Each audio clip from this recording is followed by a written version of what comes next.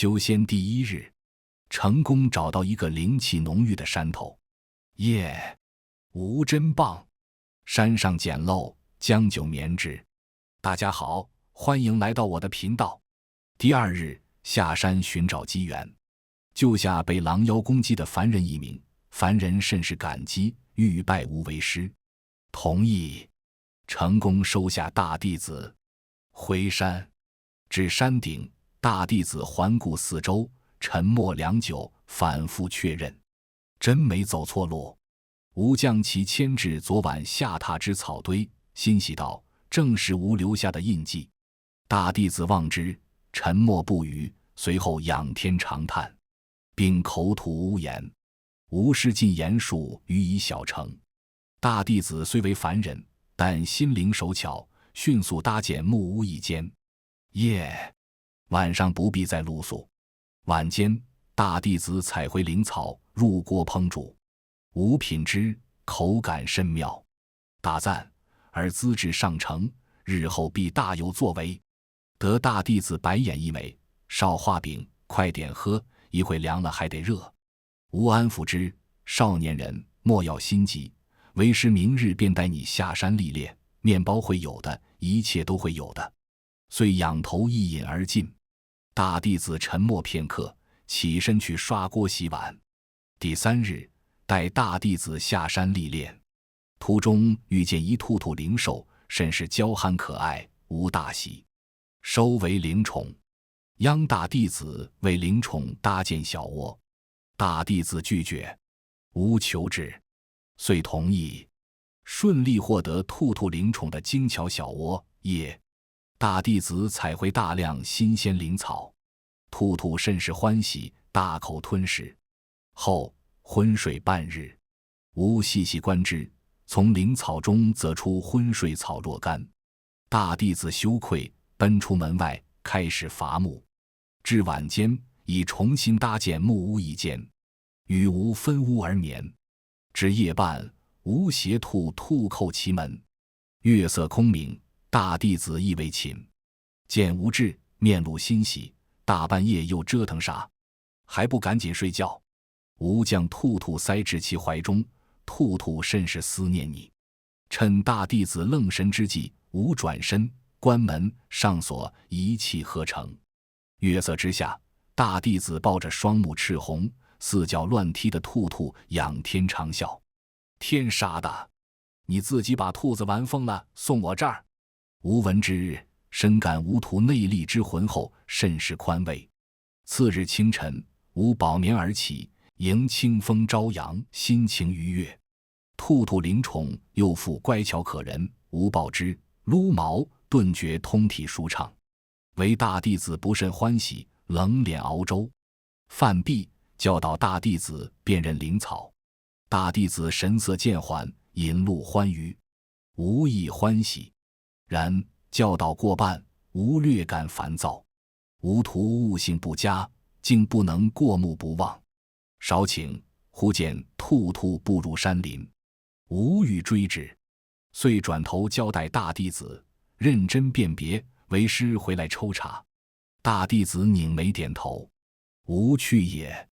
追踪兔兔至山林深处，见一灵泉，吾大喜，此处灵气充裕，可使大弟子前来修行。欲奔回，却不见兔兔踪迹。疑惑间，忽闻上方传来声响，原是一头狐妖，吾宝贝兔兔正被其叼在口中。大怒，与狐妖大战一回合，成功救下兔兔。兔兔受惊，吾小心安抚，正欲取狐妖妖丹，却见其突然倒地，化作一乖巧白嫩的小童子，下跪作揖，口中不断道：仙尊饶命，仙尊饶命。吾思考片刻，问道：可愿拜在本尊名下？狐妖伶俐，立刻磕头：愿意，愿意。弟子拜见师尊大人。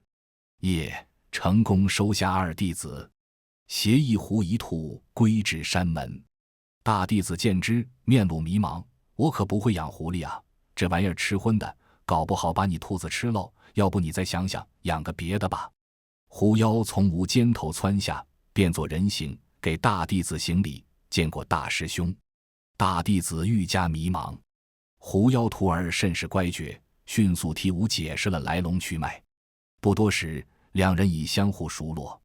狐妖邀大弟子同至灵泉沐浴，两人相谈甚欢，尽兴而归。晚间，大弟子竟邀其同榻而眠，留吾与兔兔独守空房。夜半，仍见其屋内烛火通明，言笑晏晏，吾辗转难眠，侧耳听之，尽是大弟子吐槽为师之言，不堪入耳。师已尽言述，屋内立时传来惊呼声。随后灯烛灭，狐妖徒儿乖巧出声：“师尊，我们已乖乖睡觉了，无意歇息。次日考核大弟子功课，竟不能全对，罚去砍柴，另再修一间木屋。修仙第10日，携二徒下山历练，路遇兽群袭击村庄，上前击退。二弟子虽年小，武力直却不俗，斩获头功。大弟子负责战后清扫，将所带灵草发给村民疗伤。此战收获颇丰，共得数十颗低阶妖丹，以及从妖兽身上没收的灵石若干。村民甚是感激，送上食物以示谢意。吾推拒，然盛情难却，遂收下些许。回山途中，弟子二人甚是兴奋。大弟子，我今后定要加倍用功修行，保护更多人。二弟子，我也是，我也是。吾深感欣慰，大赞吾徒志向高远也，日后定将师门发扬光大。二弟子犹豫片刻，小心翼翼问道：“师尊，我一直忘了问，咱师门如何称呼？刚刚其他妖兽问我，我一时不知如何应答。”大弟子恍然，一拍脑袋，我竟一直没问。接着扭头给吾一枚白眼，哼！吾拂拂衣袖，施施然道：“带回了师门便告诉你们。”咦，竟忘了这档子事，那便途中献起一个吧。至师门，指挥大弟子做一个牌匾。吾提笔挥就，笔走龙蛇，天地盟。连日来，大弟子与二弟子辛勤合作，为师门增建房舍若干。现已有炼功房、草药房、炼丹房、仓房等数间，用灵石购置炼丹炉，采集灵草，开始炼丹，成功炼出洗髓丹、凝气丹等，给大弟子服用，洗筋伐髓，进入炼气期；给二弟子服用，洗去妖性，增加修为，传授功法。两徒专心修行，吾与兔兔至灵泉玩耍，皆尽兴。晚间，大弟子巧手烹煮，二弟子拿碗递筷，吾端坐等吃，甚是和谐。1月后，吾观宗门上下已颇具规模，兴起发出招募令，然成效不佳。10人至，观无宗门，9人曰：“甚陋，速走。”余下1人，无心喜邀之。其言俸禄几何？吾乃悻然离去。吾沉默良久，问大弟子，儿也觉得宗门甚陋。大弟子猛摇头：“谁说漏？哪里漏了？这可都是我一砖一瓦亲手建起来的。”转头问二弟子，二弟子眨眨眼：“师尊莫恼，是那些人不识好货理。”吾低头扫视二弟子一眼，再扫视一眼，此子奸猾，但言语实在中听。发出招募令半年后，吾终于有了3弟子，是个凡人小姑娘，貌美能吃，且话痨。不，惧话痨，吾甚烦。然此女根骨不凡，资质上乘，灵性悟性极佳，尤其擅长炼丹制药，且主动拜师，无人治。一日，吾正与兔兔灵宠戏耍，3弟子远观良久，吾突感不妙，回首，此女已至吾身侧。师尊这么喜欢兔兔啊？为什么呢？是单纯喜欢兔子，还是喜欢毛茸茸呢？若是喜欢毛茸茸，那什么毛都可以吗？二师兄的狐狸毛您喜欢吗？您也会抱着二师兄吗？二师兄也喜欢被您抱着吗？你们会不会产生什么除了师徒之外的别的感情呢？啊，我就是随便问问，好奇而已。所以会有吗？吴伸手朝路过的大弟子求助，爱徒救救为师。得大弟子冷眼一枚，别闹，我忙着呢，炼丹炉不够用了，得去再买点。哦对，自从三弟子来了之后，各种丹药的产出大大提高，弟子们的修为也大幅提升，相应的物资的消耗也变得更快了。面对三弟子连续不断的追问，吴沉吟良久，徒儿，要不为师再新传一道功法于你？三弟子果然停住，欣然同意。此女甚爱钻研，一旦得了新功法，便一头扎进去，没日没夜的练习。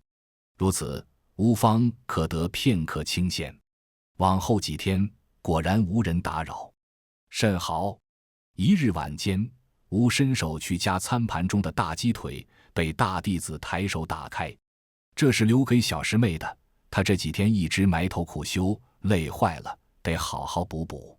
说着，便将鸡腿、鲜鱼放进食盒，交给二弟子：“师弟，你去练功房给师妹送饭，不许偷吃啊！”二弟子应声而去。吴眼巴巴地看着鸡腿飞走了。吴不开心，不吃了。片刻后，碗中被放入一大块肉。大弟子道：“试试我研制的新菜——酥炸鸡胸肉，用草果腌过，裹上面粉炸的，外酥里嫩，比鸡腿好吃呢。”吴又开心了。收下三弟子后，吴深感精力不够用，遂撤下招募令。对此，大弟子亦无异议，撤呗，反正也没人来。吴深知修仙再精不在多，只要将眼前这三个弟子培养好，便是最大的招牌。到时壮大师门，还不是小菜一碟，还会愁没人来。宗门被兽群攻击那日，正赶上三弟子出关。他眼神一亮，提剑冲上去，正好实施新功法，一顿厮杀。几个妖兽被三个弟子围在中间，吓得瑟瑟发抖。到底是谁说这里住的是个破落户的？哪有这么凶残的破落户？将妖兽围剿干净后，几个弟子意犹未尽。三弟子慢吞吞地挪过来：“师尊。”吴立即摆手：“晓得了，一起去山下历练吧。”吴晓得年轻人喜欢新鲜热闹，更何况他们此刻功法进阶，正是需要历练的好时候。三人欢欣鼓舞，立刻去收拾了包袱。师尊，我们走了哈，回来给你带好吃的，记得按时收灵草和丹药啊。师尊，我们会想你的。弟子们下山后，山上只余吴与兔兔灵虫，甚是寂寞。一日下山溜达，忽见有人欲坠崖寻死，救之。而后晓之以理，动之以情，劝其好好生活，珍爱生命。同意。吴心甚悦，收获功德一件也。少顷，此子忽倒地，欲拜吴为师。吴初时欣喜，然细细观之，略略失望。此子灵性不佳，且孱弱多病。吴犹豫良久，邀其入宗门暂歇，而可先行赏玩。但此子流连数日，不见归意，而不思家焉。名落孙山，不敢归家。哦，是个落地书生，修行甚苦，恐而不坚。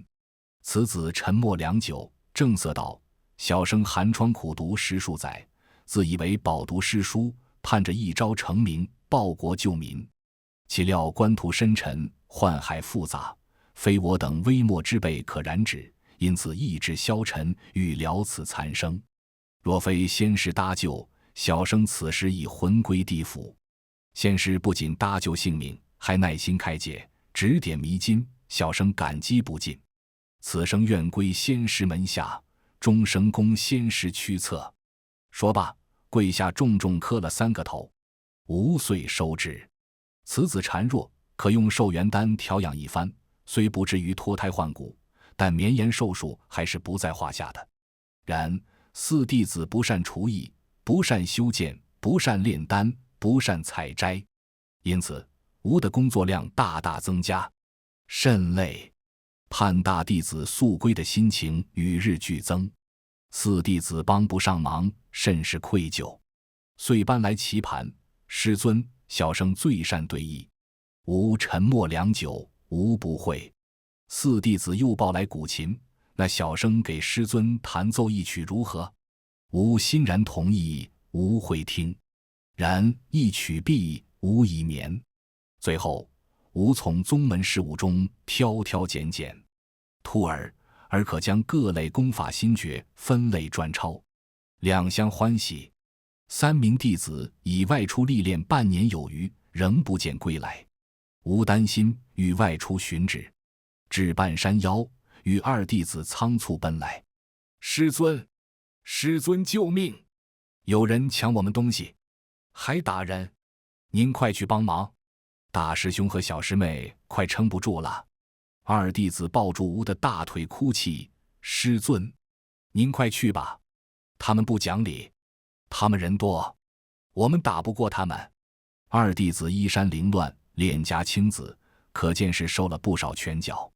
速速指路！赶到时，只见对方足有10数人，修为皆不弱。我方大弟子已重伤倒地，三弟子勉力支撑，立即出手将对方击退。为何恃强凌弱？对方甚是嚣张，谁让你们弱呢？三弟子叉腰怒骂：“不要脸！明明是我们打死的妖兽，他们偏要来抢妖丹，那又如何？被我们万剑宗看上，是你们的福气。先给大弟子塞颗疗伤丹，护住心脉，拉三弟子坐下运功调息。吴台秀缓步向前。既如此，那便与本尊比划比划吧。”敌方众人摩拳擦掌，一哄而上，大战2回合，击败。众人连滚带爬地往外逃窜，边跑边嚎：“何门何派，居然敢惹我们万剑宗！报上名来，来日定上门求教。”三弟子已调息完毕，闻言跳起来回应：“天地盟誓也。怎样，有种过来跟姑奶奶单挑啊？姑奶奶等你。”载众带众弟子回宗门疗伤。见新师弟，众人皆喜，相谈甚欢。加班炼制疗伤丹、凝气丹、增元丹。无奈宗门资金拮据，材料短缺，丹药产出数量不佳。大弟子重伤昏迷，二弟子、三弟子均表示先紧着大师兄吃。大师兄一直站在最前边护着我俩都是轻伤，不要紧。四弟子闻言疑惑道：“师尊可是缺钱？”吾回头看他好似松了一口气，终于有我能帮得上的地方了。二弟子好奇：“师弟家很有钱？”四弟子摇摇头：“只是一般人家。”三弟子皱眉：“那你如何帮？难不成也去抢？”四弟子羞涩一笑：“是这样的，我早年求学之时，曾遇到过一个道士，他偏说我气运极佳，硬要传我八卦奇门之术，我拗不过，便随他学了些皮毛。虽不精通，但占卜吉凶、寻各把宝物还是可以一试的。当年进京赶考时，也正是借着这个本事，才顺利走到京城的。”随四弟子往外走，果然在后山发现一口矿洞，物资极丰富。吾拍其肩膀，感叹：“师门有耳，大幸也。”四弟子羞涩低头：“师尊过誉了，只是些不入流的小玩意儿罢了。”吾欣喜捡拾物资，道：“不必过谦，有了这些，就可以多炼些丹药。竟然有这个，此物可炼寿元丹，于尔大益。”满载而归，物资充盈，成功炼制各种丹药，给众弟子疗伤、筑基，甚至有余力改善宗门的环境，修建门头，扩大灵田种植面积，扩大灵兽养殖面积，增设多间屋舍，并予以装饰，增设各项娱乐设施，丰富精神生活。繁荣度大大提升，大弟子日渐恢复，开始接手宗门事务，吴终于可以休息了。二弟子、三弟子不堪上次受辱之事，身体恢复后开始疯狂修炼，是要一雪前耻。四弟子服过寿元丹，体能大大提升，跟在大弟子身侧学习。另意外发现四弟子画工了得，使其绘制各类灵草图样，以供众徒学习。宗门日渐兴荣。一日，吴正于林间醉卧小憩，忽见风云突变，黑雾滚滚，一道闪电朝宗门劈去。吴大惊，掐指细算，应吴弟子渡劫，速奔回。吴弟子受伤，稍稍安心，正呐喊之余，忽听上空传来狞笑，颇为耳熟，立刻唤众弟子迎敌，狠狠打。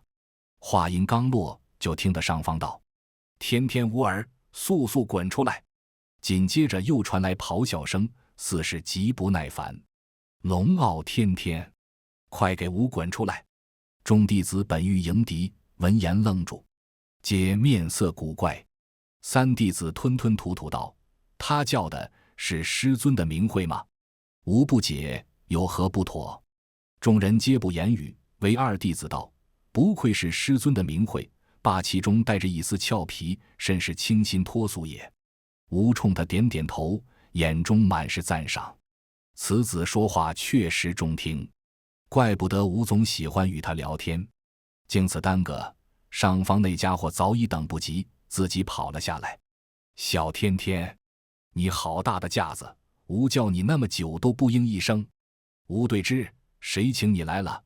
不请自来是为贼。”众弟子见状，窃窃私语起来，看样子不是来打架的啊，好像是师尊的熟人，是同乡吧？口音听着都一样。然下一瞬，吴与来人同时腾空。“好久不见，活动活动筋骨，去外边打，别坏了吴的宗门。”战毕，吴胜心情愉悦，邀来人至宗门小坐。“此为何来？”来人战败，语气愤愤：“尔伤吴宗门弟子，来讨公道也。”吴恍然：“那个万剑宗是你的？”来人昂首：“正是。”比尔这破落户不知强上多少倍。话音未落，吴一脚踢去，正中腰窝。来人大怒：“偷袭可耻！”吴又是一脚，而管教不严，纵容弟子恃强凌弱，强取豪夺，险些伤吴爱徒性命。吴只略加教训，以示宽容，而竟敢上门讨要公道，尔才无耻。片刻后，叫来弟子言明当时情况。来人听后神色尴尬，赔礼道：“的确是吴的不是。”吴冷哼，不理会。来人恼羞成怒：“龙傲天天，尔不要得理不饶人！”吴怀抱兔兔，悠然自得，手下败将焉敢狂吠。激战，战毕，吴又胜，甚是开怀，热情邀来人一同用饭。来人鼻青脸肿，一脸傲娇：“哼！”吴心情大好，将其引至饭桌：“来嘛来嘛，吴大弟子手艺甚妙。”将来人介绍给众弟子：“西门欢欢，万剑宗宗主，吴昔日好友。”众人又面露古怪，与先前听到吴名讳时如出一辙。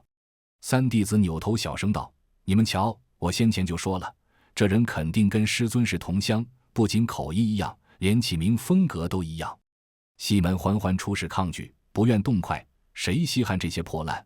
我们万剑宗有的是好吃好喝的。吴将酥炸鸡块塞至其口中，抱怨声停，缓慢咀嚼，稍后大口进食。饭毕，仍意犹未尽。吴嗤笑：“不是不稀罕吴这些破烂。”这厮不答，只眨眼摸脸，顾左右而言他。西门欢欢小住数日，不见归意。吴道：“你不需要回去管理宗门事务。”他摆手：“宗门人数众多，诸事皆有章程，无需吴亲自处理。”言罢，面露得意：“小天天，论起这一点，你实在不如吴。瞧瞧你收的这几个徒弟，人数少就不说了，资质也不行，一个中庸，一个孱弱，还有一个是狐妖，也就那个女娃子还说得过去。眼光实在不行啊！吴亮起拳头，战否！他立刻后退。你打得过我有甚用？现在比的是教养徒弟，就你现在这样子，等到100年考核的时候，看你怎么办？提起考核，吴微微皱眉。当初接下仙界的考核任务时，上头确实定有指标，如今好像还差得很远。西门欢欢趁机道：“吴进度可比你快得多哦，若你求吴，吴也不是不能告知于你。”吴没等他说完，一脚踹飞之，滚！死卷狗！吴大意了。西门狗贼明面上鄙夷吴的弟子们，暗地里居然意图诱哄拐带，尤以大弟子和3弟子为主。他对大弟子道：“万剑宗有的是天才地宝，都是洗金法髓的圣品，提升资质最佳。”对3弟子道：“而灵性悟性极佳，在此岂不埋没？”对2弟子和4弟子道：“若是能说动他们2人，无可考虑将尔等一起纳入。”然大弟子礼貌拒绝之。3弟子表示：“不与小人为伍，尊下弟子行径实在可耻。”2弟子与4弟子沉默后，其道：“倒不用如此侮辱吾等。”吾得知消息时，西门狗贼已遁走，吾欲追之，被大弟子拉住。西门宗主说：“若被师尊知晓，定会大发脾气，所以提前准备了厚礼以示歉意。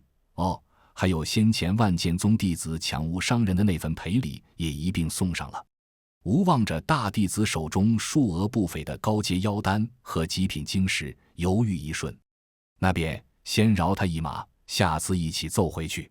西门狗贼确实提醒了吴一件事：100年考核没剩下多长时间了，时间紧，任务重，召开动员大会，鼓舞士气。众弟子听后沉默。大弟子：“所以你是先躺平完了40-50年才开始收徒的？”3弟子：“并且还觉得我们几个能在比别人晚开始这么多年修行的情况下一举夺魁？”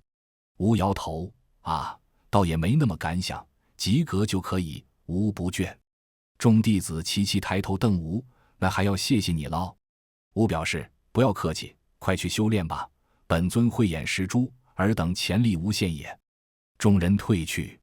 吴掰着手指算了算，也并没有晚40-50年。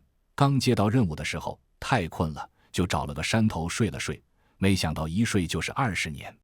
醒来之后忘了有任务，又玩了20年，如此而已。经过吴的动员大会，众弟子士气大涨，潜心修行，但进步缓慢。吴苦思良久，终得妙计：下山寻各类妖兽，按照妖力等级加以区分，后逐批赶入宗门，全方位进攻。众弟子避无可避，竭力应敌。如此连续交战数月，修为皆飞速增长，吴心甚悦。然一日，吴奋力驱赶妖兽时，竟不慎被众弟子察觉。众弟子面露惊愕，怒目相向：“吴危矣！速逃！站住！我说这妖兽怎么都跟着了魔一样，天天往宗门里扑，感情是你在往里赶呐？你知道我们这几个月是怎么过的吗？你真不是人啊！”吴当然不是人，吴早已步入大成期，距离渡劫只有1步之遥，已是半仙之体，被众弟子狂追。然尔等耐力远不如吴。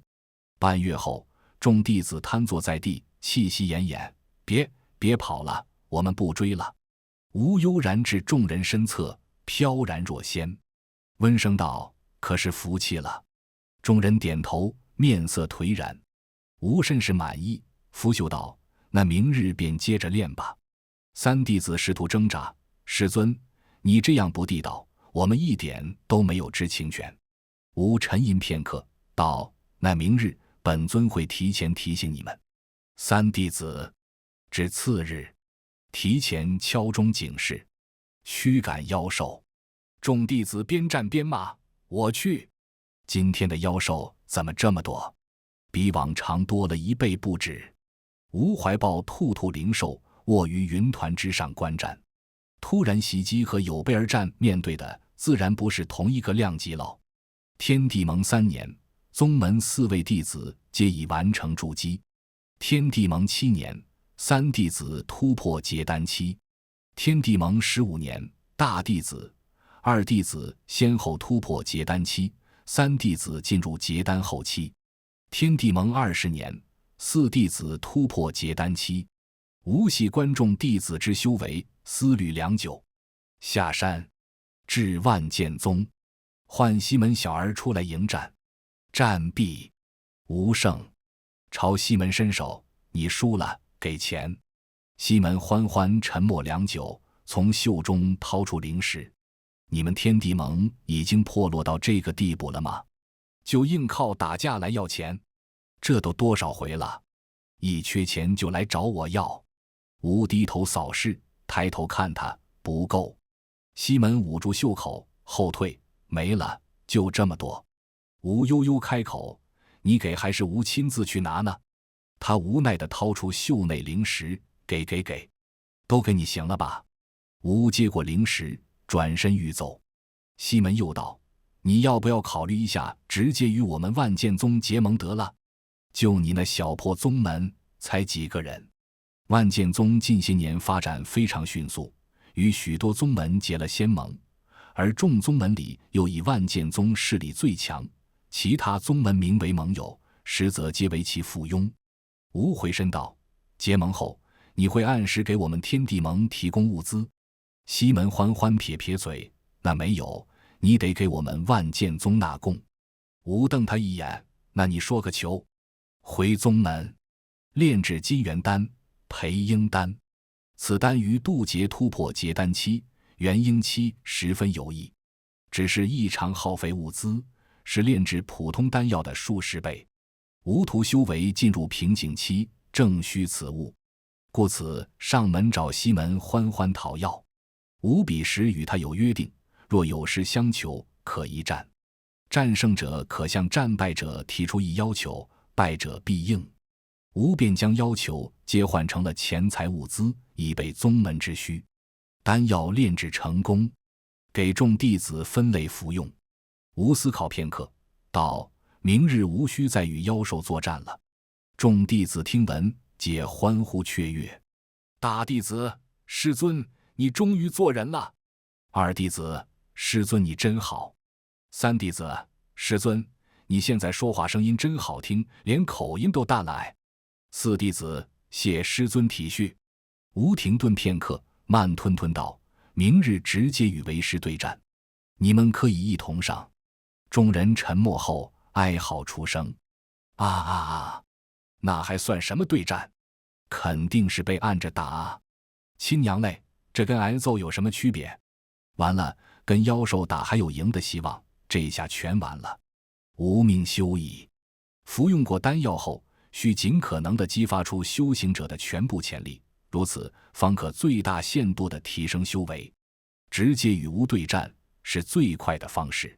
至次日，众徒全力奋战，惨败，未给疗伤丹。再战，亦惨败，如此数百回合。吴叹其经脉，颔首善。众徒齐声呼气，终于熬过去了。吴回首道：“明日继续。”众徒天地盟40年，2弟子突破元婴期，3弟子已至元婴中期，大弟子、4弟子均至结丹后期。吴甚是满意，还有10几年就是100年考核了，按照这个进度应该可以过关了。开始躺平，唤来众弟子，明日起便无需与为师对战了。众弟子闻言，面无表情，没有丝毫欢喜之态。吴甚是惊讶，吴徒竟已达此喜怒不惊的境界。吴教的这妖牛。少顷，众徒平静开口：“说吧，又想到了什么别的幺蛾子，或者更残暴的招数？”吴沉默：“真没了。”众人不信，疑惑道：“难道这次要搞突袭？先给个假消息迷惑咱们？非常有道理，非常符合师尊不做人的习性。靠，他这次不会给憋个大的吧？很有可能，咱们得好好商议一下。”众徒弃吴远去，吴深感凄凉，竟无人信吴。次日，众徒整装备战一日，未发觉端倪。完了，师尊这次这么沉得住气，指不定是多损的招呢。后，众徒战战兢兢过了1年有余，仍不见动静，崩溃。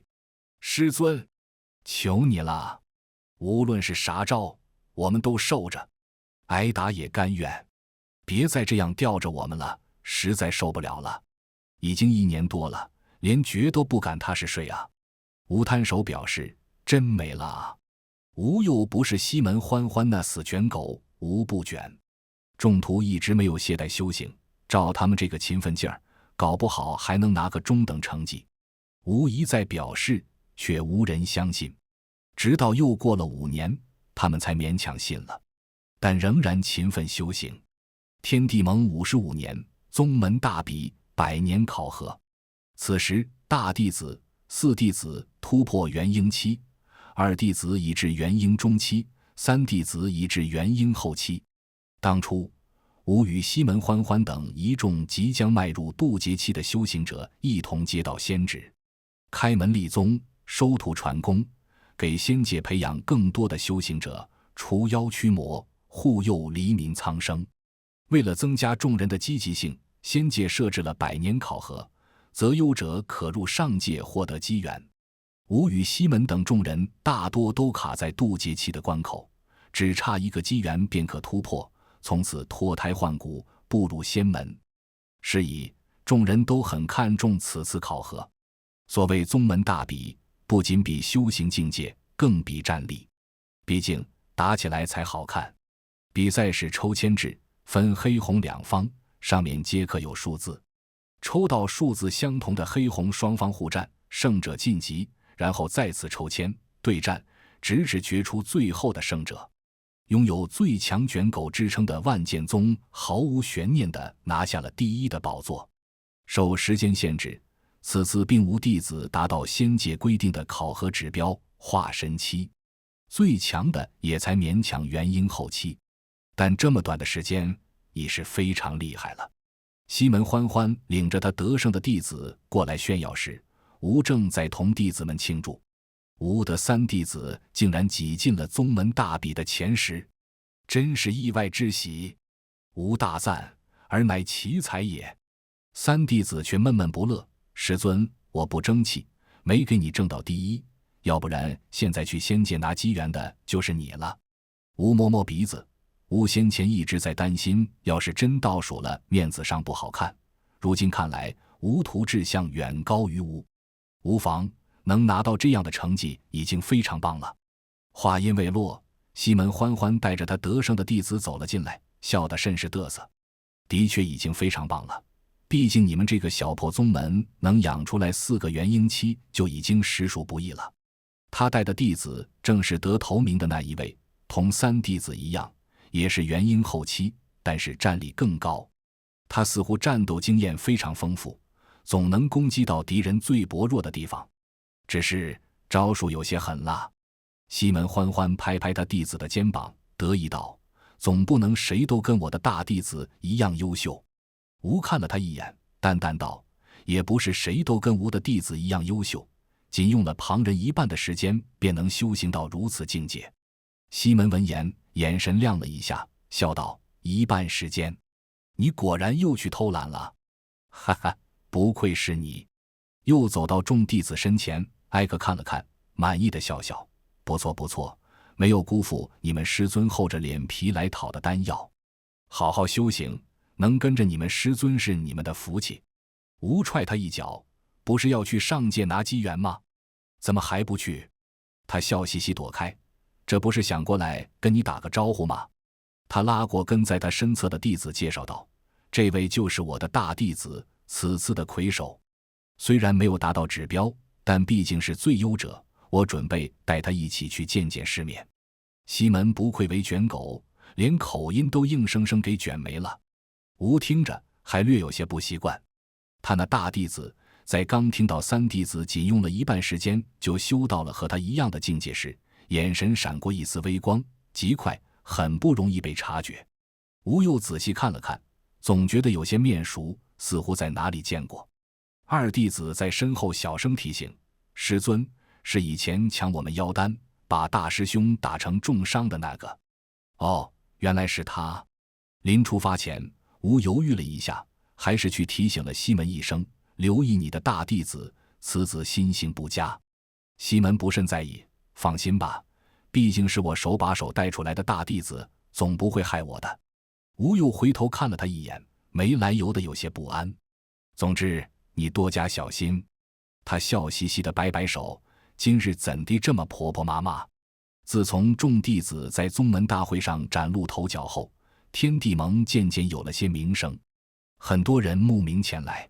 三弟子抱怨道：“现在来这么多人有什么用？都比完了，奖品都被人拿走了。要是早一点，指不定我们天地盟就能拿到第一名了。”他似乎对于没拿到第一名和奖品耿耿于怀，已经连续念叨了好多天了，连练功也不如往常积极了。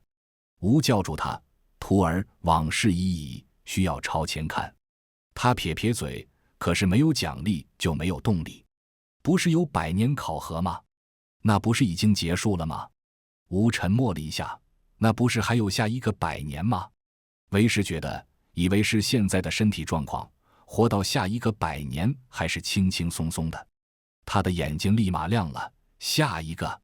吴点点头，是啊，所谓100年考核，自然是每100年一比，不然那么多宗门就给一次奖励吗？仙界还不至于如此抠搜。他欢呼一声，立刻跑去练功了。师尊，等下一次，我一定让你去拿机缘。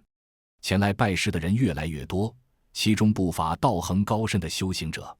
大弟子和四弟子忙不过来，拉着二弟子和三弟子一起去帮忙。整个天地盟前所未有的热闹。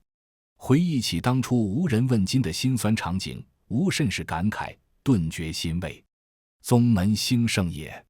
天地盟105年，三弟子突破化神期，成为众宗门中最早突破化神期的弟子，众人皆赞奇才也。天地盟140年，又有数名弟子接连突破化神期，天地盟声名大噪，一时间来拜师的人又多了数倍。大弟子与四弟子因循当初吴给他们制定的那套修行攻略，成效甚好，但屡有反对之声，多为声讨掌门德不配位，苛责弟子。掌门就是吴的大弟子，大弟子受自身根骨所限，修行卡在元婴中期，无法提升，门中已早早迈入化神期的弟子多有不服。大弟子找到吴，欲辞掌门之位。师尊，师弟们说的也有道理，掌门自然该能者居之。吴没理他，张嘴把这糊丹药吃了。他无奈地张嘴咽下去。师尊，别白费力气了，我清楚自己的资质，能到如今境界已是大幸，再吃多少丹药都没用的。吴瞪他一眼，你是师尊还是吴是师尊？你知道的多还是吴知道的多？闭嘴，吃你的药，吃完去练功房等吴。片刻后，估摸着药效发挥的差不多了，起身至练功房。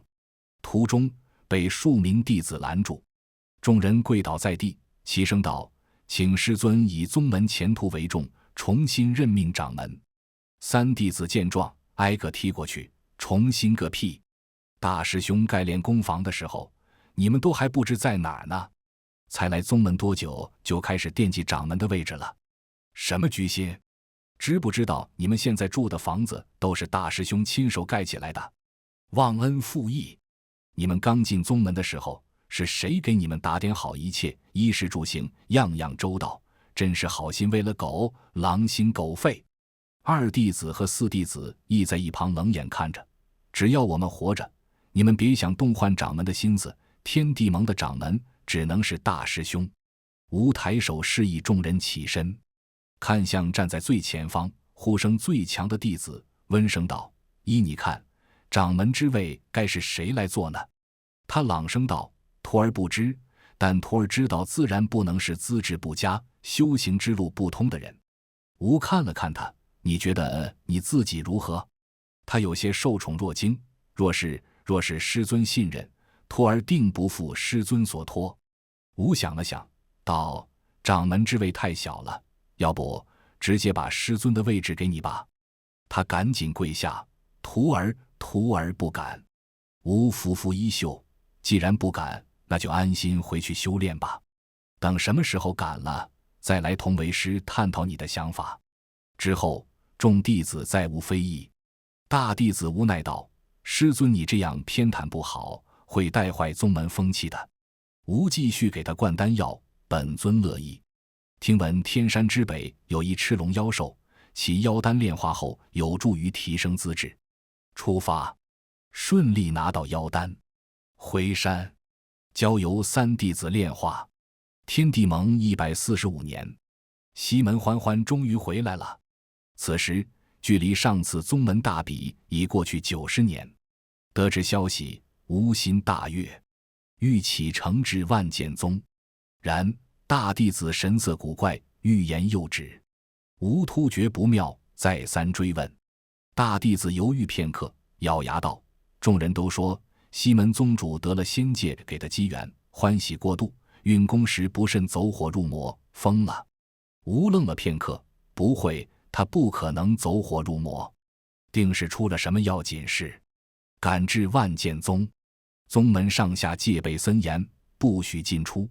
西门的那个大弟子拦住吾：“尊师见谅，家师身体不适，不便见客。”90年不见，他竟已接连突破2级，从元婴后期越过化神炼虚，此时已是炼虚中期。这个进度放在修仙界前所未有。吾上下打量一番，你的突破速度真快。他翘起嘴角，拱手回应道：“得家师提携，去仙界走了一遭，侥幸得了些小机缘而已。”心中担忧更甚。吾与西门关系甚笃，他不会不见吾。西门大弟子依然笑眯眯，坚决不松口。吾耐心已失，直言道：“若无执意闯进去，尔等可拦不住。”他收了笑容，沉思片刻，同意。一路跟随西门大弟子至后山，环视四周，怒：“你们居然把他关在这里！”后山崖洞多用来关押魔物，其中遍布雷电法阵。吾赶到时，西门正位于法阵中心，神色癫狂。他的大弟子见状，微微笑道：“尊师请看，家师不慎走火入魔，如今只能将他暂且安置在此处，以免殃及无辜。”吾皱眉看了一眼法阵，皆为刺激神魂的阴邪术法，似乎生怕他清醒过来。欲抬脚进洞，被拦住：“尊师且慢，家师现神志不清，恐伤及尊师，还请尊师在外看过一眼便罢。”挥手击退众人。进洞，毁掉法阵。抬手制住西门，探其脉象，竟十分诡异，将其背起，带回天地盟。回身对万剑宗众弟子道：“吾会给他疗伤。”西门大弟子不同意，此乃万剑宗家事，还请仙尊莫要插手，小徒自会照顾好师尊大人。吾指着被毁掉的法阵，质问：“如此行径，是生怕你师父好起来，让你接着照顾？那吾怕是以后都见不到他了。”此子不言，仍坚持不退。耽搁之间，西门似有狂躁之兆，吾只得暂且强行离开。身后西门大弟子率万剑宗众徒追赶，使用传音术给三弟子奏人速来。待西门归至宗门，服用疗伤丹，使用灵力为其修复雷电灼伤，仍癫狂不已，神志不清。使用昏睡咒、清心咒，气息渐稳，但若醒来，又复癫狂之态。唤来四弟子想办法。四弟子一惊奇，徒儿虽不敢说博览群书，但看过的医书没有8000也有1万，竟从未见过如此奇特的脉象，怪哉！难道真的走火入魔了？吾摇头，不可能，他昔日曾服用过灵芝心，这辈子都不可能走火入魔。灵芝心，可是那万年难遇的极品仙草灵芝心，此物对心智锻造十分有益。若是西门宗主用过，那倒确实不可能走火入魔。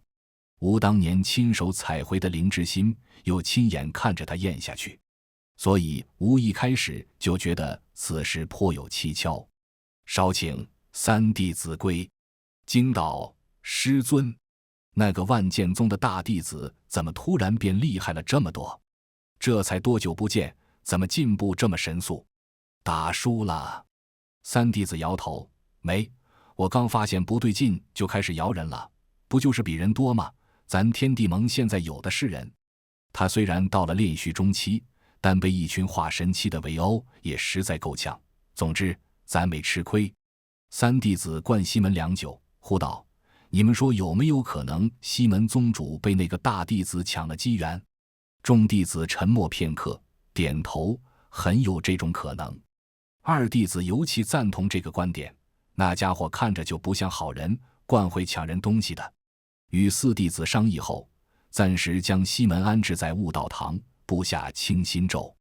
癫狂发作之时，若清心咒不管用，便由吾出手将其制服，必要时使用昏睡咒。带走西门后，万剑宗易主。他坐下那个大弟子以宗门不能一日无主的说辞，迅速坐上了宗主的位置。万剑宗宗内现在又以他的修为境界最高，众弟子也无话可说。听说也有些反对的声音，但很快就消失了。坐上宗主之位后，他便立马开始大范围扩张，连续吞并数个宗门。万剑宗一时风头无两。没多久，万剑宗的扩张行动就已经蔓延到了天地盟。西门那个大弟子名为孟然，众人皆尊称他为孟宗主。孟然以无挟持扣押已经入魔的万剑宗前任宗主为由，围攻天地盟。孟然区区一个炼虚中期，自然不足为惧，但不知他如何说动其他几大宗门，竟能让其主动归顺。那些宗主与吾、西门欢欢皆为道友，一同参与仙门下发的考核任务，实力境界不分上下。吾对众人道：孟然狼子野心，欺师背祖，竟将西门宗主囚于后山魔窟，吾乃前去搭救。众人皆不语，望向孟然。孟然笑道：西门欢欢早已遁入魔道，沦为魔修，本尊不过是除魔卫道，大义灭亲。况且此为万剑宗家事，不该为外人插手。识时务者为俊杰，若是龙宗主愿意主动交出魔修西门欢欢，归顺万剑宗，一切自然好说。三弟子扯无袖子：师尊，别跟他们废话了，开打吧。吾沉默叹气，打不过呀。激战，战败。欲逃之时，西门从悟道堂奔出，竟以一己之力击退众人。孟然边战边退，大笑道：你们看，西门欢欢果然沦为魔修。魔修，正道不耻也！杀了他！身后众人齐声回应：杀了他！其他各大宗主望向正在酣战的西门，面露失望。糟了，竟中了孟然这厮的奸计。西门愈战愈勇，杀得双目赤红，周身灵气也渐渐由白变红。击退众人后，仍神态癫狂，躁动不已。吾与弟子联手，勉强将其困在灵泉深处。泉水灵气浓郁，暂时压制住了他的躁性。万剑宗派人前来，以往天地盟不知魔修的真实面目，宗主宽宏体谅，不予追究，盼天地盟早日醒悟，尽快交出魔修西门欢欢，两宗重修旧好。他摆这一出，就是为了让众人看到西门已经入魔，好让自己的宗主之位坐得更稳。西门偶然清醒一瞬，双目依旧赤红，见无志，神色痛苦，嘶声道：师兄，快跑！吾与他原是同门。究竟发生了什么事？他痛苦地摇摇头，别问了，师兄，你快走，带着你的弟子们逃得远远的，永远不要再回来。追问无果。吴恍神之际，西门突然出手，无不防备，被击退数步。你，他凄然一笑，师兄，你输了，答应我，走得远远的，不要管这里的事。天地盟146年，宗门遇袭，宗主龙傲天天携数名弟子奔出，余下弟子归降，宗门被万剑宗强占。同时，万剑宗发出仙盟公告，重金悬赏魔修西门欢欢及其同党。荒山杂草丛生，妖兽盘踞，大弟子发挥基本技能，建造木屋，熬煮灵草；二弟子、三弟子驱赶妖兽，四弟子占卜寻宝。吴拎着西门欢欢的耳朵，咬牙切齿道：“老子宗门都折腾没了，还不快说到底怎么回事？”师兄，你已经答应了我，不管这些事。吴沉默一瞬，又没说不许打听。他沉声道：“你不该带着我一起走，孟冉不会放弃找我的。”吴瞥他一眼：“你只说了要走得远远的，又没说不能带你一起。”他服用了四弟子最新研制出的清心丹，双目颜色已恢复，神智也渐渐清醒。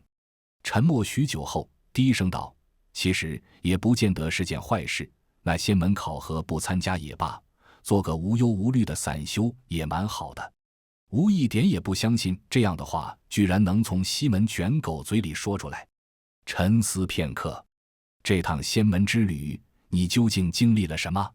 他没答话，只愣愣地盯着桌上的灵草汤。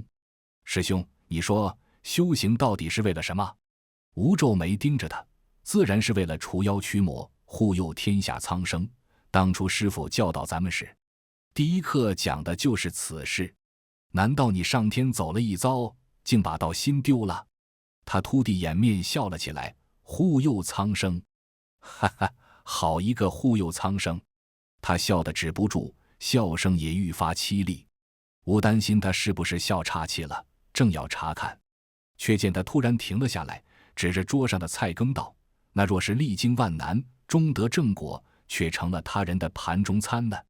吴愣住，他语气苦涩：“师兄，若是这样，你说这仙还要不要修？所谓的仙门考核，宗门大比，只是为了挑选出天资不凡的修行者，然后将其炼制成丹药，以作上界仙者提升修为之用。就像我们平常用妖兽的内丹炼制各种丹药一样，在他们眼里，我们就是妖兽。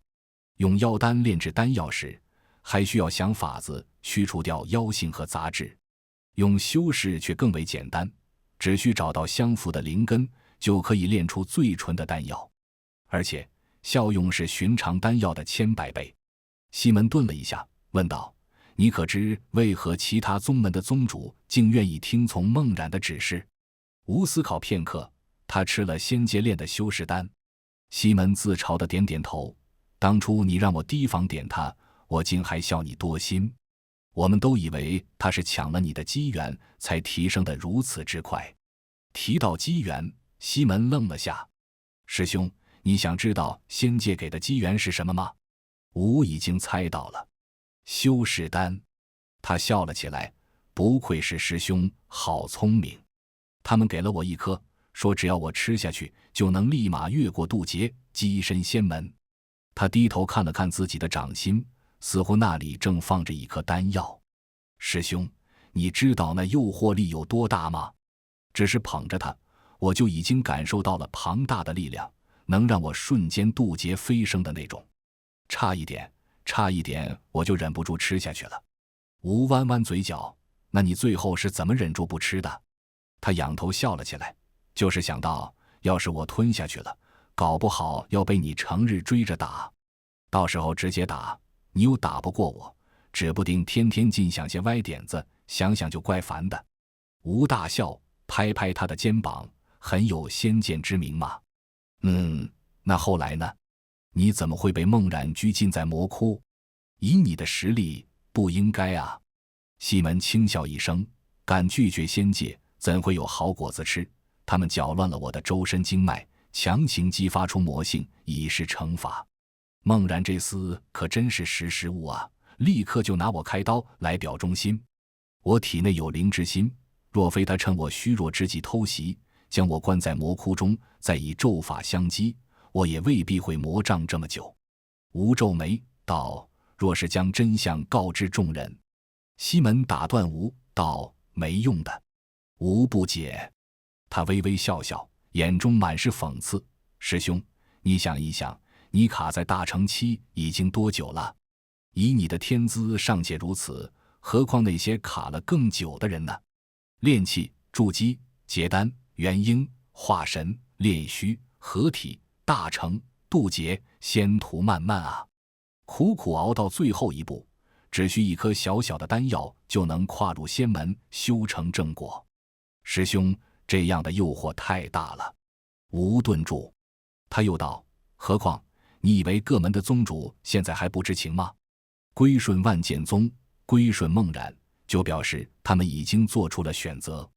我的例子就是用来杀鸡儆猴的，而孟然则是用来激励众人的。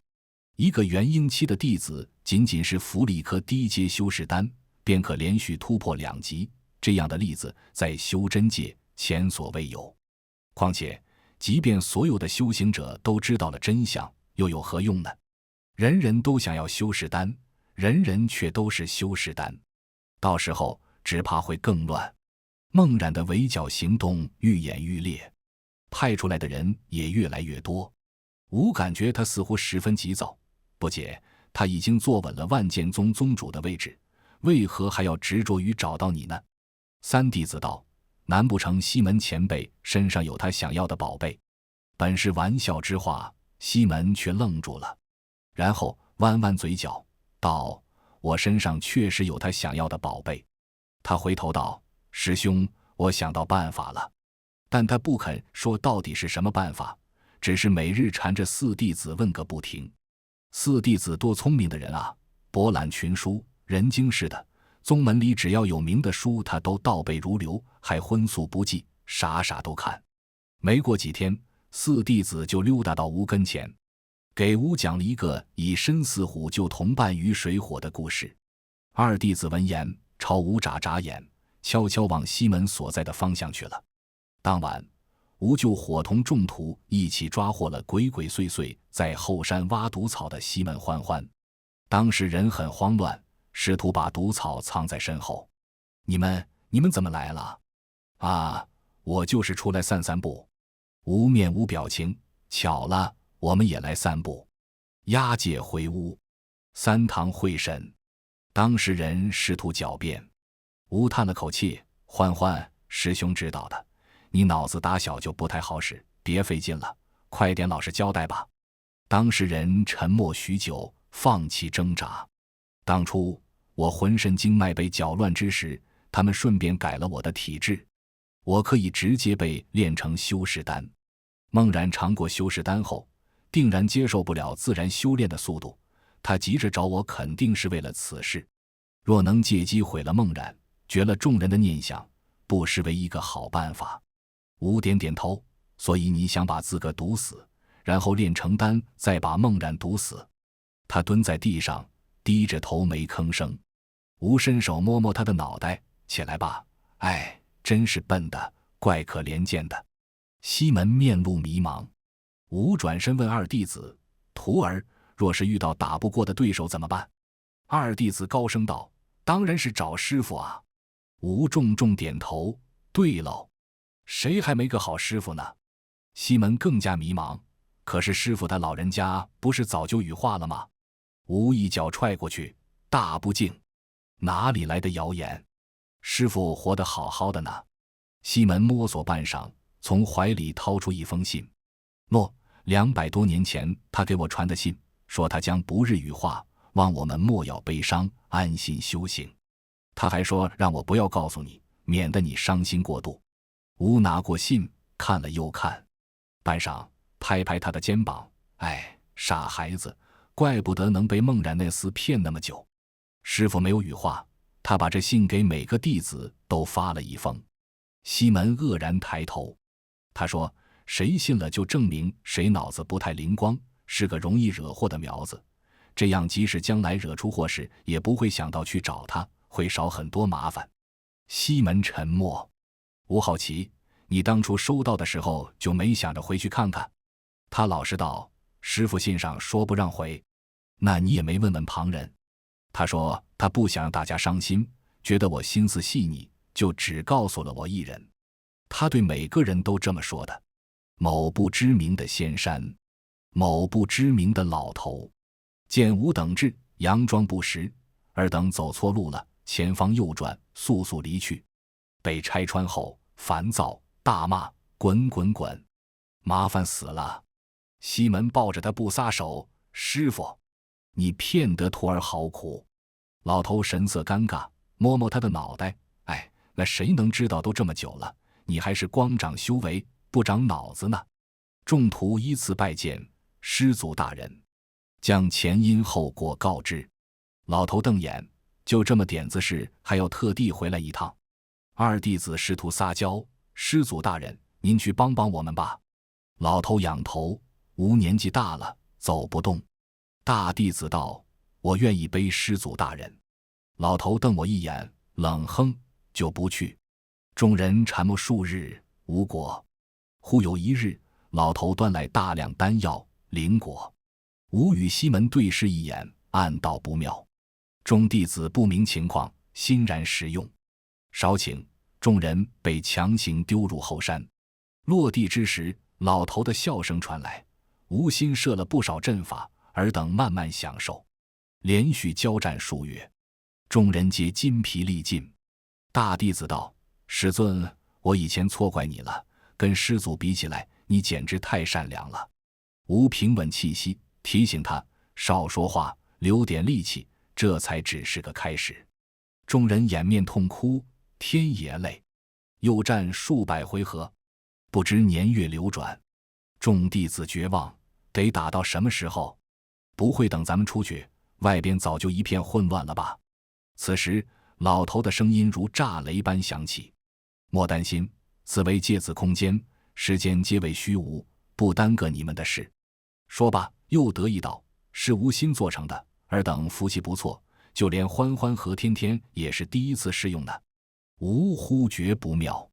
果然下一刻就听他道：“便把此时的进程设为1，到了100，尔等就可自行出来。”吾破防了：“师傅，徒儿错了，以后再也不敢来打扰您了。”然无人应声。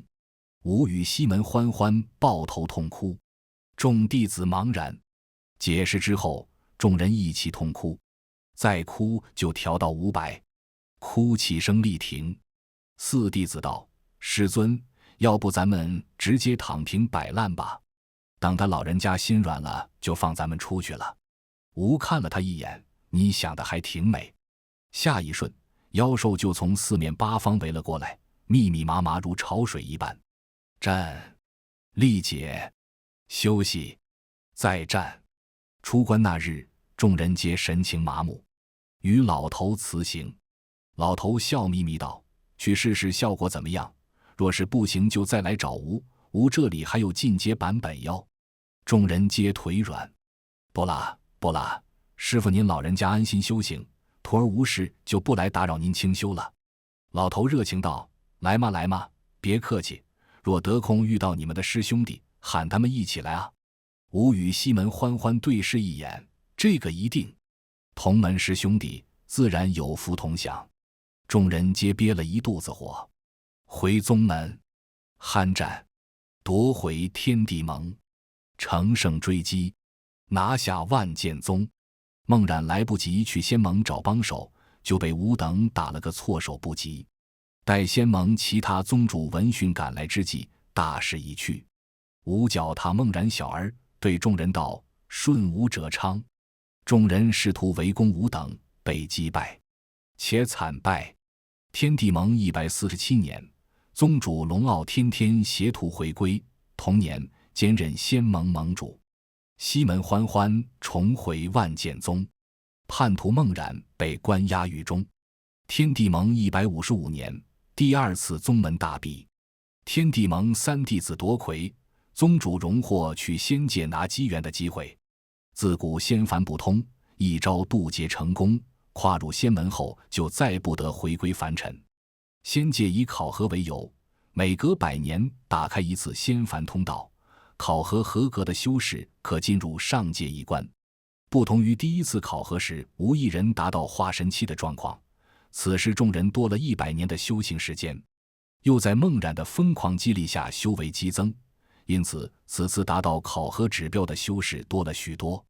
由吴带领众人一起去仙界，吴4位弟子皆达到考核指标。出发前的一晚，西门还在磨吴：“师兄，求求你了，带着我一起去。”“不可能，你已经去过一次，若再去便打草惊蛇了。”我暗中扮作普通弟子。吴一掌拍过去：“你当仙界的都是傻子吗？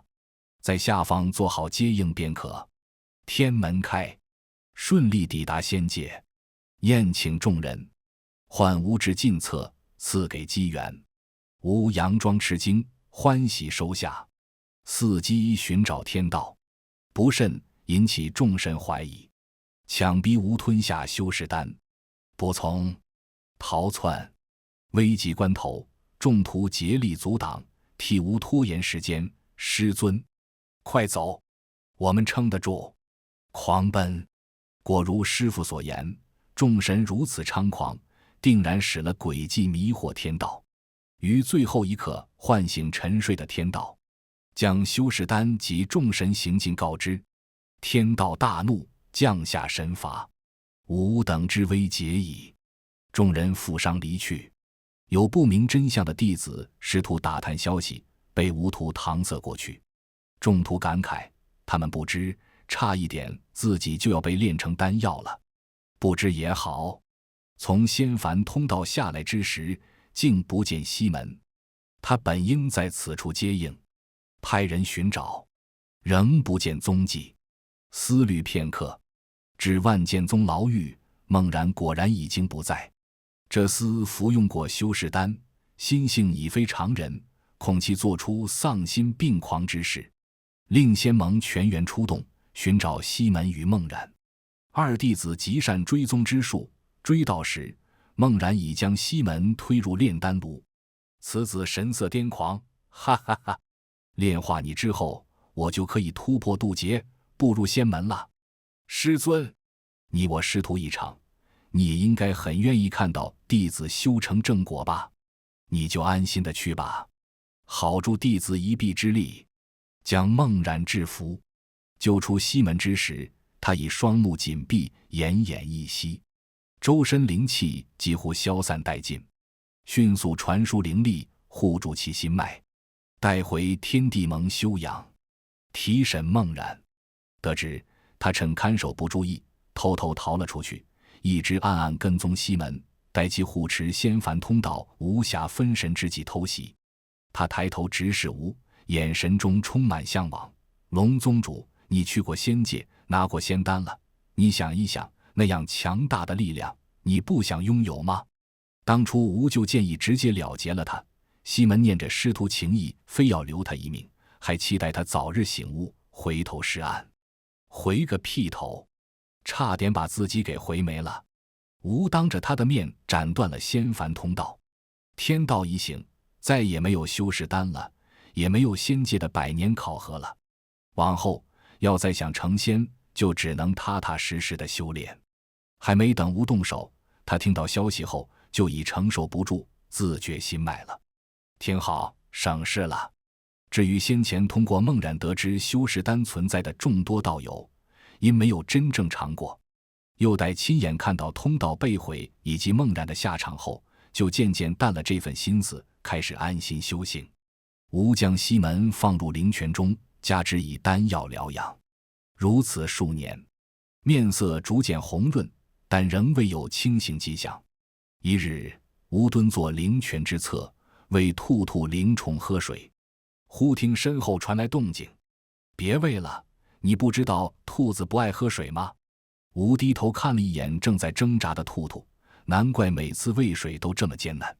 回头，西门眯着眼朝吴一笑：“师兄，我醒了。”全文完，感谢您的观看，每天上新精彩小说，喜欢就订阅吧。